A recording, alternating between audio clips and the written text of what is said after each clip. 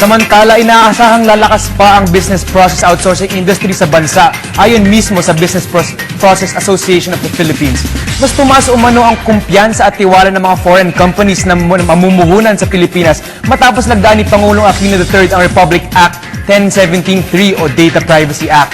Layunin ng batas na protektahan ang integridad at personal na impormasyon na binabahagi online sa pamamagitan ng Information and Communication Technology System.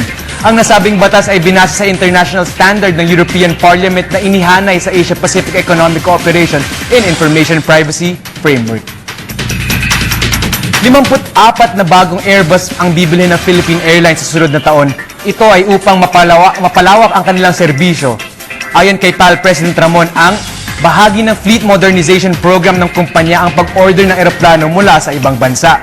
Aabot sa 7 bilyong dolyar ang halaga ng A321 Airbus single-aisle jets, Airbus new engine option at A330 twin-aisle jets na bibilhin ng kumpanya sa tulong na rin ng San Miguel Corporation at Air Philippines Corporation.